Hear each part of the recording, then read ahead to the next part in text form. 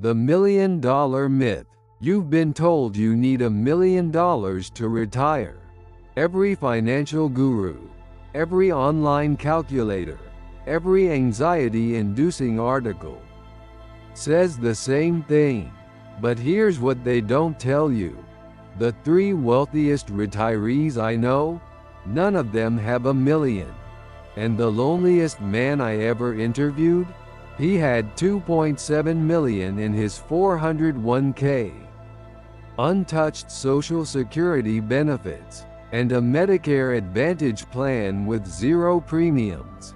He ate Campbell's soup alone every night in a house that echoed. My name is Mira Han, and for 15 years, I've hosted a late-night radio show in Dayton, Ohio. Not the glamorous drive time slot, the 11 p.m. to 2 a.m. shift, when insomniacs and shift workers and worried adult children caring for aging parents need a voice in the darkness. Last Tuesday, a caller named Robert from Kettering broke down on air. "Mira," he said, his voice cracking through the static, "I just got my first RMD notice required minimum distribution from my IRA. I'm 73, and the government says I have to start taking money out.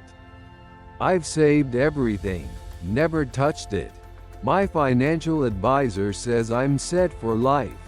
But my daughter just asked if I could help with her medical bills, and I told her I couldn't. What kind of father hoards money in a Roth IRA while his kid suffers?"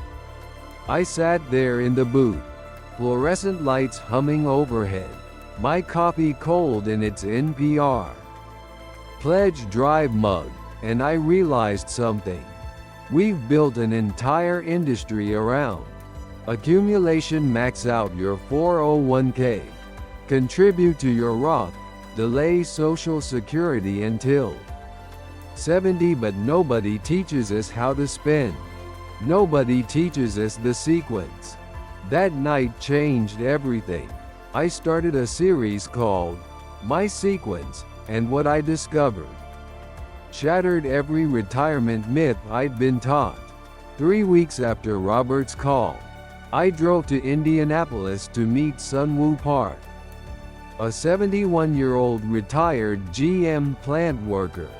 His house sat in a neighborhood where American flags hung from every other porch, and kids still played basketball in driveways.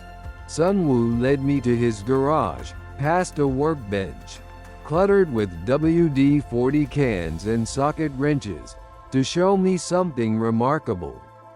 12 calendars tacked to the wall, each square filled with colored marks.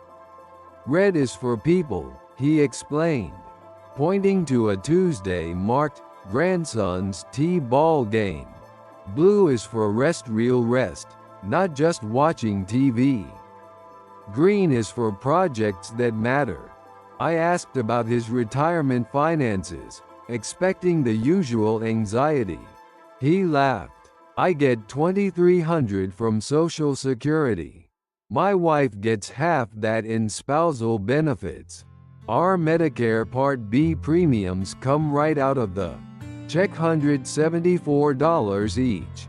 We have a Medigap Plan G that costs $200 a month, but covers everything Medicare doesn't. My 401k? Rolled it to an IRA when I retired. Worth about $380,000 now. That's not $1 million, I pointed out. "No," he smiled, "but watch this." He pulled out a yellow legal pad covered in neat handwriting. "I take $12,000 a year from the IRA, $1,000 a month. That's way below my RMD, which starts at about $15,000 at my age. The rest? I use it for QCD's, qualified charitable distributions. Goes straight to the church. And the community college never hits my taxable income. Meanwhile, I'm converting $5,000 a year to my Roth IRA. while I'm still in the 12% bracket. He paused, then asked me something I'll never forget. You know what compound interest can't buy? Tuesday afternoon. Ice cream with a 4-year-old who thinks you're a superhero. Here's my question for you watching. Would you trade a bigger 401k balance for more red squares on your calendar? Really think about it. Comment below. The following week, I sat in Ya Young Kim's living room in Toledo. 68 years old, widowed 3 years. The house still smelled like her husband's Old Spice, and his jacket hung by the door like he might walk in any moment. After David died, she told me, clutching a cup of Lipton tea, I couldn't spend anything. I had his pension $2,800 a month. My survivor Social Security benefit, I get his full amount since it was higher than mine. Our IRAs, both traditional and Roth. The Medicare Part D plan. He researched for hours to get our prescriptions covered. Altogether, more than enough. She showed me an envelope stuffed with receipts. Every purchase for the past year. $5 for coffee at the airport when I thought about visiting my sister. I put it back. $40 for the good olive oil. Returned it. Bought store brand. My financial advisor says I could spend $7,000 a month and never run out. You know what I spend? $1,900. What change? I asked. She pulled out a different envelope, labeled Legacy in Motion, in careful handwriting. My grief counselor said something. She said, your husband didn't work overtime at Ford for 30 years. So you could apologize to receipts. Now I have a rule. Every month, I must spend $500 on joy. Not bills, not groceries, joy. Last month, Amtrak roomette to Seattle. This month, watercolor classes at the community center. Her eyes glistened. The money was never the problem. The permission was. Back in my studio in Dayton, I spread out my own papers under the harsh overhead light. My father's Medicare summary notice showing his Part A deductible. My mother's Social Security statement she'd claimed at 62 during the recession. Locked into a lower benefit forever. My own 401k statement from the station, $47,000 at age 39. I thought about the millionaire with the empty calendar. About Robert, paralyzed by his RMD notice. About Sunwoo's colored squares and Ya Young's permission slips. That night, I went on air with a confession. Friends, I said into the microphone, the on-air sign glowing red in the darkness. We've been measuring the wrong thing. We obsess over withdrawal rates, is it 4% or 3.5? We debate Roth conversions and tax brackets, and whether to take Social Security at 62 or 70. But we never ask the real question, what's your sequence? The phone lines exploded. A caller from Cincinnati. I've got $900,000 in my 401k. But I'm afraid to retire. From Columbus. My RMD is forcing me to take out $30,000 I don't need. From Cleveland. I'm delaying hip surgery because I don't understand Medicare. Part B versus Advantage. Here's what 15 years of late-night radio has taught me. Retirement isn't about hitting a number. It's about arranging your priorities in the right order. The sequence is this: people first, time second, money third, not the other way around. Sunwoo knew it, that's why his calendars matter more than his statements. Ya Young learned it, that's why she budgets for joy. The millionaire with the Echo House? He never figured it out. Your Social Security check, whether it's $1,500 or $3,000 a month, is a tool. Your 401k, whether it's $50,000 or $500,000, is a tool. Your Medicare coverage, whether it's original, with Medigap or Advantage with dental, is a tool. But tools for what? For buying time with people who matter. For creating memories before joints stiffen and minds fade. For giving yourself permission to live not someday, but Tuesday. So here's my challenge, and I want you to type your answer in the comments. What's one thing you've been postponing until you have enough? What if you already do? Tomorrow, I'll tell you about Daniel from Springfield, who took his RMD and bought something.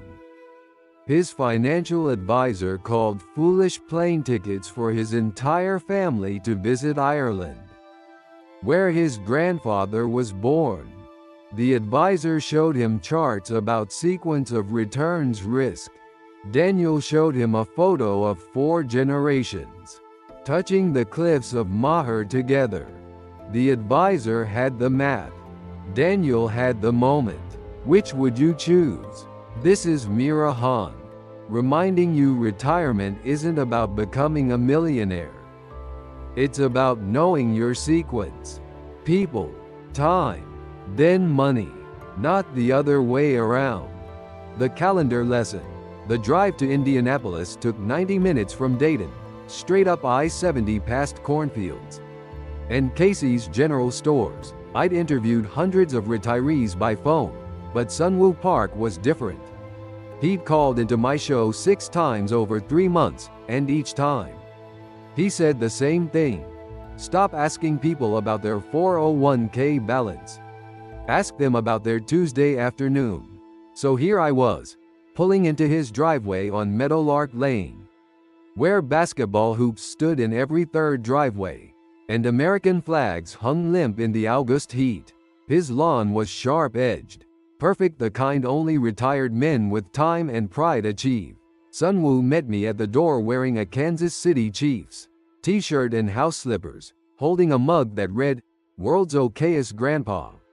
"Coffee's fresh," he said, leading me through a living room where family photos covered every surface like wallpaper. "Made it strong. You sound tired on the radio lately." He wasn't wrong. We walked through his kitchen magnets from every national park, holding grandkid drawings on the refrigerator, into his garage. This wasn't a garage anymore, it was command central.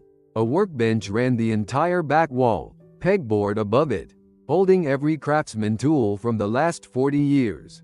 The smell hit me immediately: WD-40, sawdust, and something else purpose. But what stopped me cold were the calendars. 12 of them, tacked up in a perfect grid, each month covered in colored marks. "This is it," Sunwoo said, pride creeping into his voice. "My real retirement plan." I pulled out my recorder. "Tell me about the colors." He grabbed a red Sharpie from a Maxwell house can full of markers. "Red means people. Every red square is time with someone I love. Grandson's soccer game red. Teaching my neighbor's kid to change oil red. Date night with my wife at that Mexican place where they know our order red." He switched to blue. "Blue is rest, not sleep rest. There's a difference. Blue means I sat on the porch with nothing planned. Read a book without checking the clock. Watched clouds. Americans are terrible at blue squares." Then green. Projects, but only projects that matter. Fixed my brother's fence. Built a ramp for my buddy when his knees gave out. Volunteered at the food bank. Green means I was useful. I studied the calendars. Some days had all 3 colors. Some had none. But most had at least 1 mark. "How does this relate to your finances?" I asked. He laughed. "The kind that comes from your belly. This is my finances. Come on, I'll show you the boring stuff." We moved to a card table in the corner, where manila folders sat in neat rows, labeled with a label maker, the sure sign of a retiree with time. "Okay, the money," he said, opening the first folder. I get $2,340 from Social Security. Took it at 66, my full retirement age. Could have waited until 70 for the extra 8% per year, but why? My wife gets $1,170, that's her spousal benefit, half of mine. Since it's more than her own work record would give. Medicare? I asked. Part B premiums come right out of Social Security, $174.70 each per month for 2024. We have Medigap Plan G. Costs us $203 per month each. But it covers everything. Original Medicare doesn't accept the Part B deductible. No networks, no referrals, no surprise bills. My brother chose Medicare Advantage to save the premium. He saved $200 a month until his heart surgery. Then he paid $7,900 out of pocket maximum.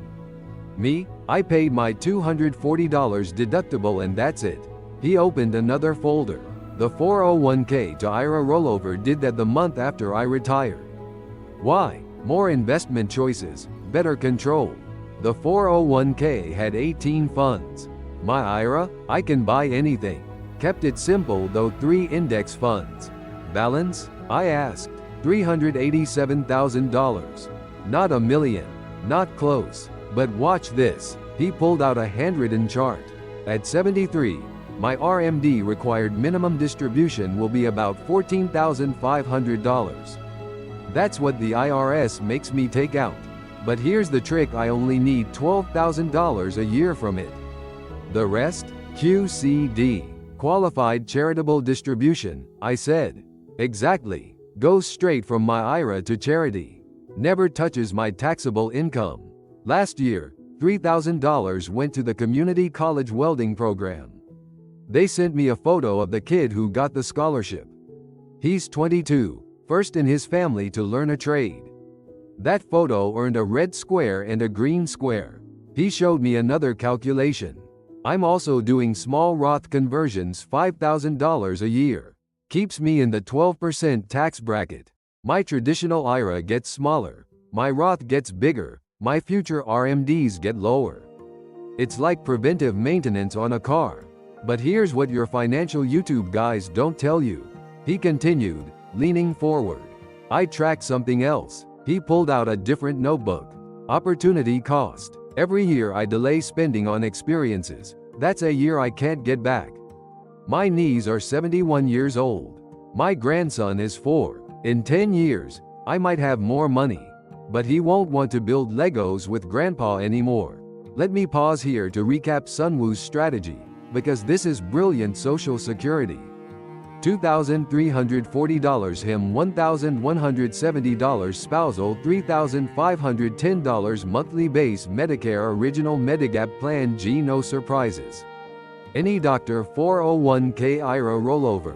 Better control and investment options. Withdrawal strategy, $1,000 month. Less than RMD requirement.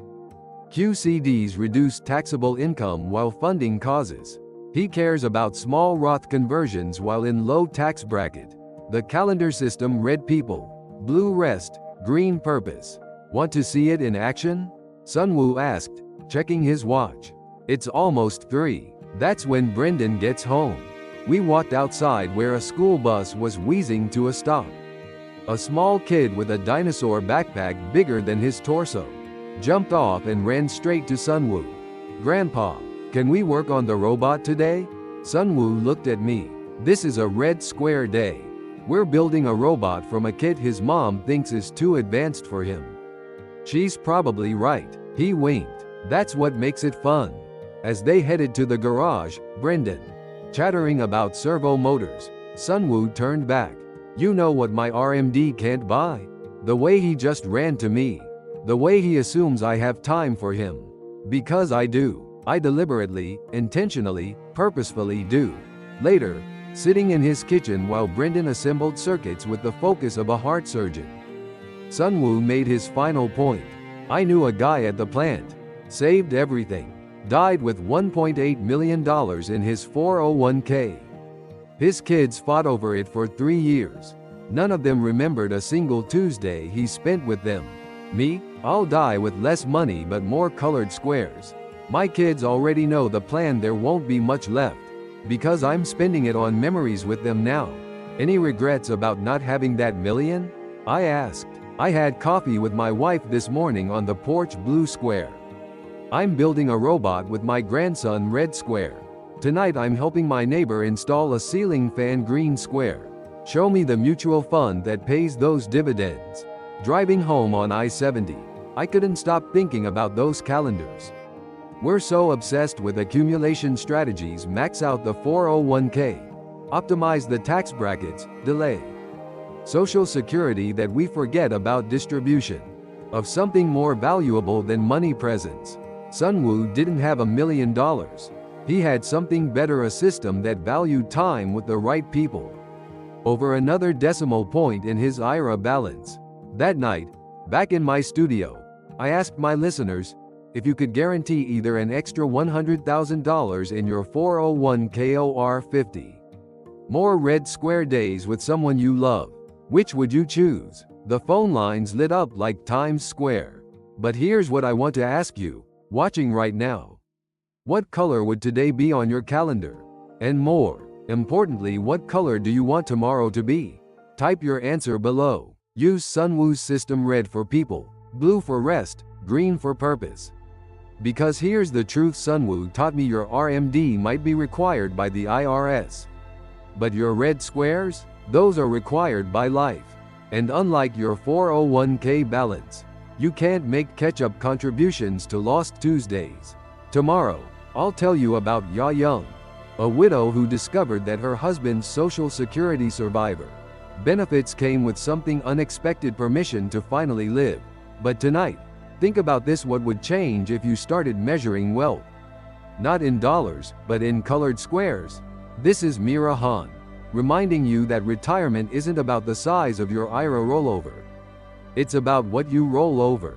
For like building a robot with a 4-year-old who thinks you're magic.